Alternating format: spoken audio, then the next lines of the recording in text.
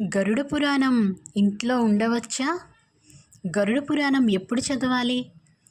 గరుడ పురాణం అనేది మనిషి చనిపోయినప్పుడు ఆ మనిషికి సంబంధించినటువంటి ఆ కార్యక్రమాలు జరిగేటటువంటి ఆ రోజుల్లోనే కుటుంబ సభ్యులు చదవాలా? ఇలా ఎన్నో ప్రశ్నలు కదా. ఎవరు పుట్టించారో తెలీదు. ఇది అనాదిగా వస్తున్నది, ఎన్నో సంవత్సరాలుగా వస్తున్నది, వింటున్నది మనం. గరుడ పురాణం ఇంట్లో ఉండకూడదు. గరుడ పురాణం అనేది మనిషి చనిపోయినప్పుడు ఆ కార్యక్రమాలు జరిగేటటువంటి రోజుల్లోనే కుటుంబ సభ్యులు చదవాలి. భగవద్గీత అనేది మనిషి చనిపోయినప్పుడు మనం పెడుతూ ఉంటాం. ఇవన్నీ ఇలాంటి పుకార్లన్నీ వింటుంటే కలియుగం ఎంత ముదిరిపోయిందా అనిపిస్తుంది. ఏ పురాణమైనా సరే మనకి మహర్షుల ద్వారా, ఋషుల ద్వారా వచ్చింది అంటే దాని అర్థం మన ఆ పురాణాలు చదివి శ్రవణం చేసి అవన్నీ తెలుసుకుని మనం భగవంతుని వైపుకు వేసే అడుగులో, మన ఆధ్యాత్మిక వైపు వెళ్ళే సాధనలో ఒక మెట్టు పైకి ఎదగడానికి ఉపయోగపడేటటువంటి ఒక మంచి విషయం. దాన్ని పట్టుకుని గరుడ పురాణం అనేది సాక్షాత్ విష్ణు భగవానుడు గరుల వారికి చెప్పినటువంటి పురాణం అది.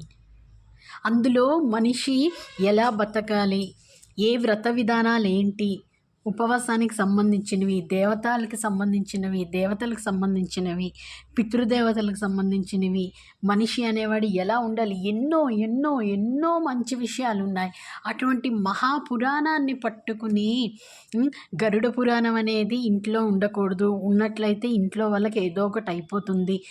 ఎవరు పుట్టించారో ఇలాంటి పుకార్లన్నీ కూడా కదా, చాలా ఆశ్చర్యంగా అనిపిస్తుంది. బహుశా కలి ప్రభావం అయి ఉండొచ్చు, అంతే కదా. మనం ఇలాంటి పురాణాలన్నీ చదివి వినేసి ప్రతి ఒక్క మనిషి కూడా మంచివాడైపోయి దేవుణ్ణి తెలుసుకోవాలని ప్రయత్నాలు చేసినట్లయితే కలి అనేది త్వరగా అంతరించిపోదు. అందుకు కలిపురుషుడు అడ్డుపడుతున్నాడని నాకు అనిపిస్తుంది. చక్కగా గరుడ పురాణం ఇంట్లో ఉండొచ్చు. గరుడ పురాణం మనం చదువుకోవచ్చు. గరుడ పురాణం మీద చాలామంది పెద్దల ప్రవచనాలు కూడా చెప్పారు. నిస్సంకోచంగా వినొచ్చు. అది విన్నట్లయితే మనకి చాలా తెలియని విషయాలు కూడా తెలుస్తాయి. శ్రీమాత్రే నమః. గరుడ పురాణం ఇంట్లో ఉండవచ్చా? గరుడ పురాణం ఎప్పుడు చదవాలి? గరుడ పురాణం అనేది మనిషి చనిపోయినప్పుడు ఆ మనిషికి సంబంధించినటువంటి ఆ కార్యక్రమాలు జరిగేటటువంటి ఆ రోజుల్లోనే కుటుంబ సభ్యులు చదవాలా? ఇలా ఎన్నో ప్రశ్నలు కదా.